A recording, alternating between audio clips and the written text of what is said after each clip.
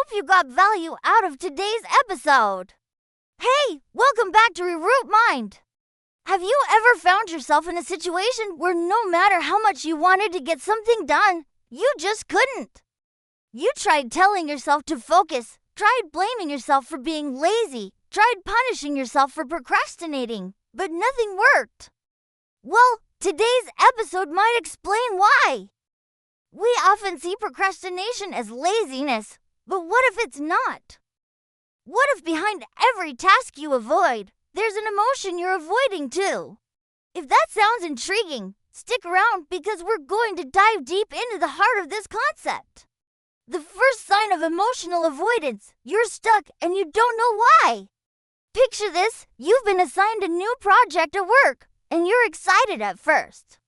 However, when it comes time to actually start, you find yourself frozen in your seat. You know what needs to be done, but you can't seem to get yourself to do it. Days turn into weeks, and the project remains untouched. In situations like these, you might start blaming yourself for being lazy. But what if the real issue is something else entirely? What if the reason you can't seem to get started is because you're trying to avoid a less than pleasant emotion? A lot of us have experienced moments like these. We recognize the need to take action, yet we find ourselves paralyzed. But if we dig deeper, we might discover that this paralysis isn't laziness. It's a form of protection. Our brains are constantly scanning for emotional threats, and when they detect one, they try to shield us from it. Here's an example.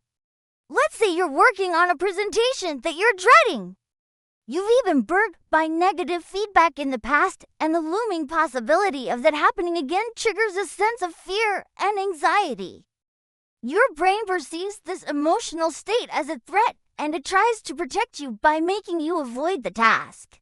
Suddenly, the laundry seems to need your immediate attention, your inbox becomes overflowing with importance, or the office coffee machine just must be fixed at this very moment.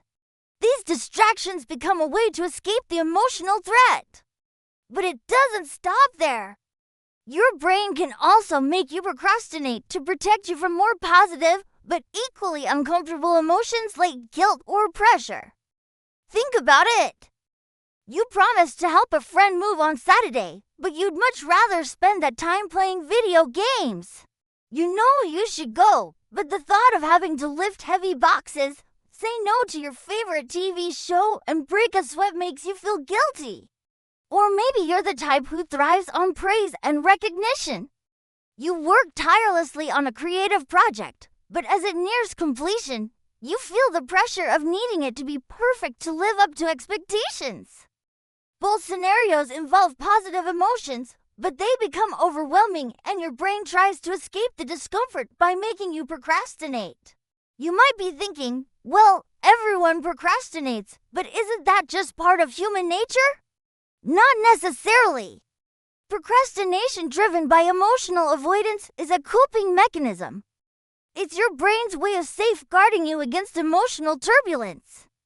But it's not always obvious. A lot of times it masquerades as laziness, which is why it's crucial to understand the root cause. The second sign of emotional avoidance, you procrastinate on important self-care. You know what would be good for you. You know you need to exercise, eat better, read more, journal, meditate. But when it comes to actually doing it, you just can't seem to make it happen. Sound familiar? Yeah, if you've had moments like these, you're not alone. But when these moments become patterns, they can signal emotional avoidance. Self-care can evoke a myriad of emotions like insecurity, the fear of confronting inner demons, or the pressure of needing to do it perfectly. Instead of facing these feelings, your brain may trick you into procrastinating through seemingly productive activities. Cleaning, organizing, or even watching educational videos can feel safer than activities that require vulnerability or introspection. Imagine you decided to start journaling to process your emotions. But as you sit down to write, memories resurface, feelings intensify, and you're confronted with parts of yourself that you've been avoiding. In that moment, Journaling, which seemed like a therapeutic activity, transforms into a potential source of pain. Your brain, trying to shield you, might induce procrastination. Suddenly, the pages of your journal become blurry and the pen feels heavier than it should. You put it down, perhaps to clean your room or water your plants, effectively distancing yourself from the emotional intensity of the present moment. The same goes for other forms of self-care like meditation or therapy. They can be incredibly beneficial, but also bring up unresolved emotions and memories. If facing these emotions feels overwhelming, your brain might resort to procrastination as a coping mechanism, pushing you towards distractions like social media or mindless entertainment. The third sign of emotional avoidance: you feel empty after distraction. Let's be honest. We've all been there. After a long day of work, you finally come home and collapse onto the couch. The dishes pile up in the sink, your laundry basket overflows, and the unread emails keep piling in. But none of that matters right now. You need a break. So you reach for your phone and scroll through social posts. You watch a few videos, maybe play a game, and before you know it, the night is fading away. You look at the clock. It's late. You go to bed feeling unproductive and secretly ashamed. You might berate yourself for being lazy, but what if there's more to this story? What if your nightly routine isn't just procrastination? What if it's a way to escape the emptiness you feel when you confront your tasks? Neuroscience tells us that the brain is wired to seek pleasure and avoid pain.